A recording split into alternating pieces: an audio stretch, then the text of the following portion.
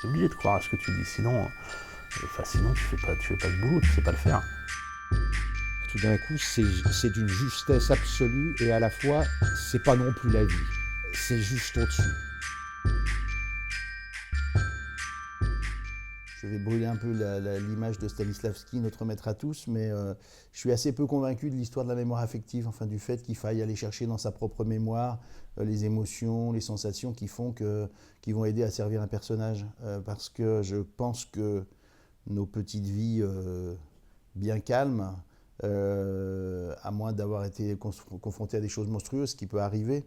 Mais en général, quand on doit rejouer Richard III, par exemple, il y a assez peu, moi très franchement, j'ai assez peu d'éléments dans ma mémoire affective qui me permettent de me dire tiens, Richard III, mon Richard III, c'est ça, ma monstruosité, c'est ça. À mon avis, c'est pas dans la mémoire affective qu'il faut aller chercher, c'est dans notre mémoire animale, notre mémoire patrimoniale de l'humanité. C'est-à-dire, en fait, le fait de se dire je suis un humain et j'ai donc en partage une espèce de socle commun à tous les humains depuis toujours, universellement et éternellement, un socle commun qui est fait de monstruosité, de folie, de bestialité, puis aussi de merveille, de curiosité, de raffinement. Et en fait, j'ai l'impression que c'est plutôt là-dedans qu'il faut aller gratter, que le réservoir, que le matériau est plus abondant, que les couleurs sont plus variées, que dans notre propre mémoire affective qui est forcément limitée, parce que la mémoire affective d'un quinquagénaire du XXIe siècle, il n'y a pas grand-chose à dire, quoi. C'est-à-dire que j'ai pas connu la guerre, j'ai pas connu la famine, j'ai pas connu...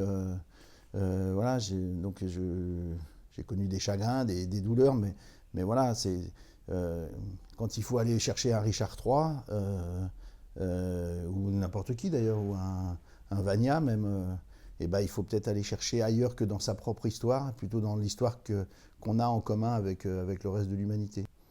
Derrière le vernis de la civilisation, les espèces de forces telluriques monstrueuses qui nous animent, nous les humains, elles sont tout près, quoi. Elles sont très près. Le vernis craque très rapidement.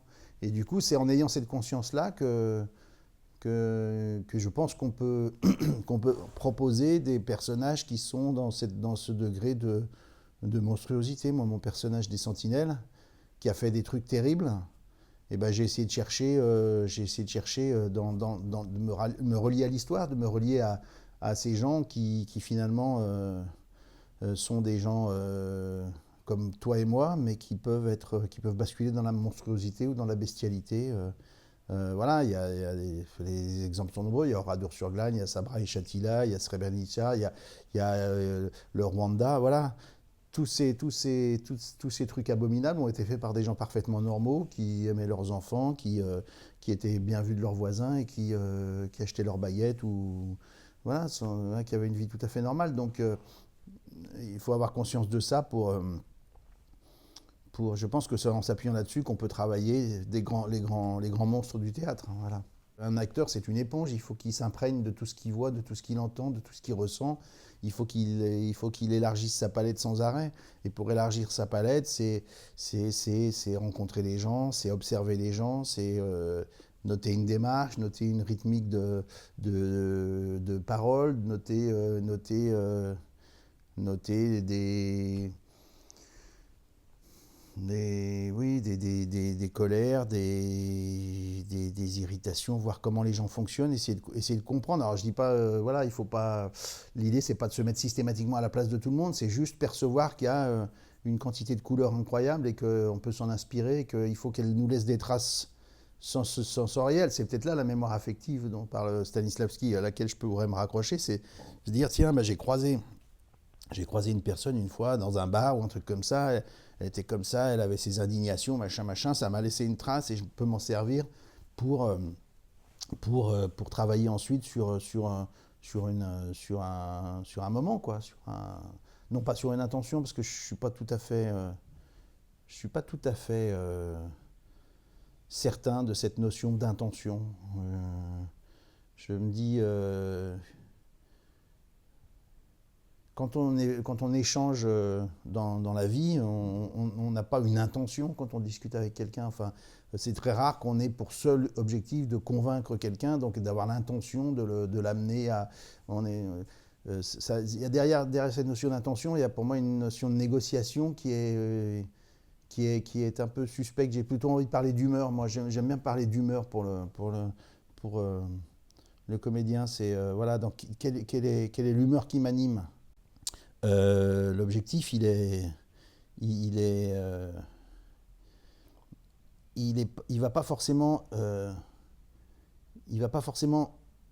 influencer chaque phrase, chaque réplique du personnage. C'est pas possible. Sinon, on en fait des êtres purement machiavéliques qui sont sans arrêt en train de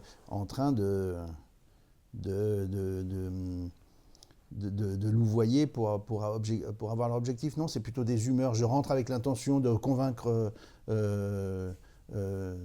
Alceste d'être un peu plus cool, mais toutes mes phrases ne sont pas nourries par le fait là je vais essayer de le convaincre comme ça, là je vais essayer de le convaincre comme ça, parce qu'il y a une réaction à ce qui se produit, et du coup on n'est plus dans une intention, on est dans une humeur, on reçoit les choses et on essaye on réagit, voilà.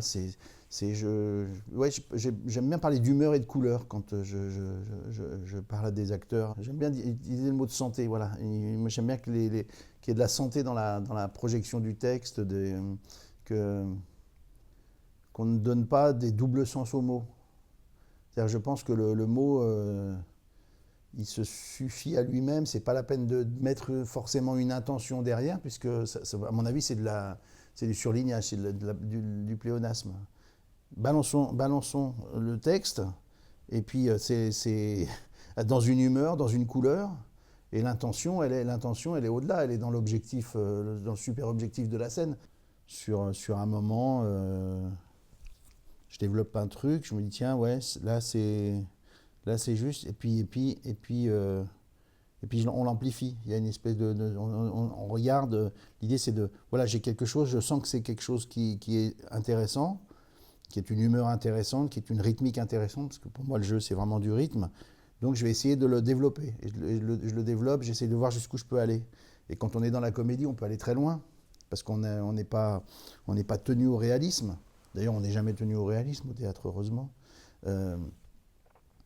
Et du coup, dans la comédie, on peut aller vers le bouffon, vers quelque chose d'énorme. Et c'est très jouissif. Après, il faut savoir jusqu'où on va, justement. Comment ne pas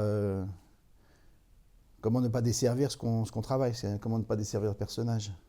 Je dis aussi souvent, en matière il ne faut jamais que l'acteur vienne se mettre entre le spectateur et le personnage. Il est aux côtés du personnage, mais il n'est pas devant.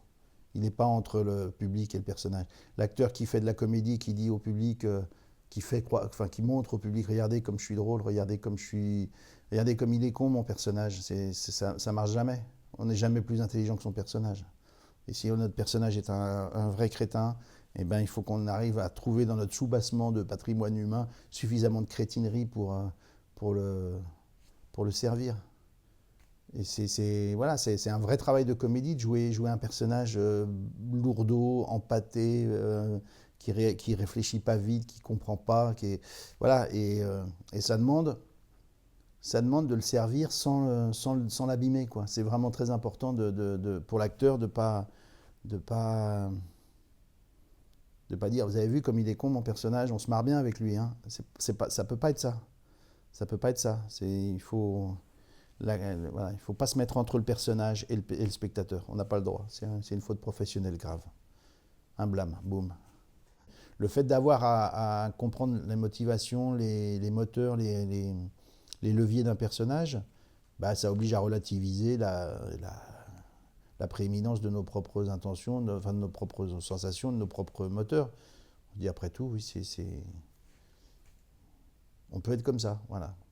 Le jeu, c'est du rythme, c'est du texte qu'on balance comme une flèche. Quelquefois, moi j'aime bien que le texte il parte et qu'il aille droit, qu'il ne soit pas modulé. Encore une fois, c'est sur ces histoires d'intention qui, à mon avis, déprécient les personnages et déprécient les textes. C'est-à-dire que le texte, il faut l'envoyer, et puis Et puis après, c'est une notion de rythme et de rupture. C'est comment je travaille avec mes silences, comment le texte je balance et que veut dire le silence qui est derrière, quelle est l'humeur qui nourrit le silence qui est derrière. Et cette rythmique-là, la rythmique, c'est justement comment je me négocie mes moments de parole, mes moments de silence, mes moments d'écoute, comment tout ça se découpe rythmiquement et comment finalement ça produit des effets d'accélération, de compression, de ralentissement, voilà, qui fait que le personnage, que le spectateur ne s'ennuie pas, qu'on le prend de vitesse, et puis quelquefois on le laisse revenir, on lui laisse même prendre un peu d'avance avec un peu d'ironie dramatique, c'est-à-dire qu'on l'autorise à prendre un peu d'avance sur nous, et puis ensuite on le rattrape, et puis on le dépasse, et voilà. Et c'est ce jeu qui doit se faire par la rythmique du jeu. Alors il y a une espèce de mini-préparation qui se fait grâce au track, entre guillemets, c'est-à-dire qu'il y a le moment où on se dit ça va être là, ça va être là, ça va être là, où on sait que ça se rapproche, mais il n'empêche que c'est pas 50% moi, 50% le personnage, puis 75-25, c'est immédiat, quoi. C'est vraiment une espèce d'interrupteur qui se met en route et qui est actionné par le noir, le noir lumière, enfin le noir sale, lumière, badaboum, c'est parti. Il m'est arrivé d'enchaîner 2 spectacles dans la soirée, ou à Avignon, il m'est arrivé même de jouer 3 spectacles dans la journée pendant le festival. J'arrivais, paf, paf, paf, une respiration, et boum, c'était parti, quoi. Parce qu'il y a une énergie propre à la scène, il y a une énergie c'est comme une énergie électrique qu'on ne peut pas stocker, quoi. Il y a un truc qui se passe à partir du moment où on entre sur scène et qui s'arrête quand on en sort. Et c'est pas la peine d'essayer de l'avoir avant ou de le prolonger après, ça ne marche pas. Il y a une mythologie de l'acteur et du théâtre parce que c'est un lieu public, parce que c'est un lieu de représentation, donc c'est un lieu de rituel, il y a des rituels. Mais l'important pour la plupart des acteurs que je connais, c'est quand même de se retrouver avec des gens sur scène et à s'amuser, quoi, à s'éclater. Je ne crois pas beaucoup à la souffrance nécessaire de la scène. Hein. Pour moi, c'est complètement... Les acteurs qui disent je suis allé chercher, je suis allé au bout de moi pour construire ça. J'ai mis... pour moi, ça relève d'une thérapie plus que... Voilà, c'est un problème psychologique, c'est pas une déformation professionnelle. Il y a toujours une volonté d'échapper à soi-même dans l'histoire de monter sur scène, quand même, je pense. Difficile à formuler, pas forcément mesurable, mais qui, à mon avis, est là. Peut-être une volonté inconsciente de se dire je peux... J'ai les portes de sortie. Je suis pas condamné à être en face de moi-même 24 heures sur 24, 365 jours par an. Je peux échapper à ça. Ça nous donne, on sait qu'il y a une cour derrière où on peut aller jouer et où on ne se retrouve pas en face de soi. Voilà, il y a sans doute aussi quelque chose de ça. Un des plus beaux moments professionnels que j'ai vécu, indépendamment de la scène et du travail d'acteur, hein, c'est un dîner avec Pierre Mondy à Rome, quand on tournait Kaamelott, la série, la saison 6 à Rome. Pierre Mondy jouait César. C'est un type qui avait complètement intégré l'idée que ce métier, c'était un métier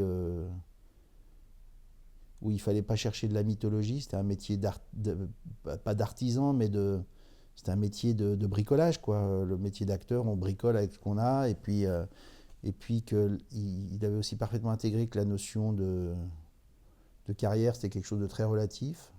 Et il avait un terme qui disait garde ta ligne de nage, c'est-à-dire en gros, fais ce que tu dois faire, fais ce que tu as envie de faire, ne te préoccupe pas de savoir si ça va plaire, si ça va faire avancer ta carrière, si ça va faire ci, si ça va faire ça. Fais ce que tu aimes faire. Et tiens, je pense à Rochefort, qui est malheureusement mort hier, qui disait en fait, tout ça n'est pas très sérieux. Moi, ce qui m'intéresse, ce qui me plaît, c'est d'aller faire le con sur scène avec mes potes, quoi. Et finalement, Mondy, c'était ça, quoi, aussi. Et moi, ça me correspond tout à fait. Parce que j'ai pas l'impression de faire une œuvre, j'ai l'impression de m'éclater à faire ce que j'aime, voilà. Et voilà. Et Ça fait pas une carrière, mais ça fait une vie, quoi.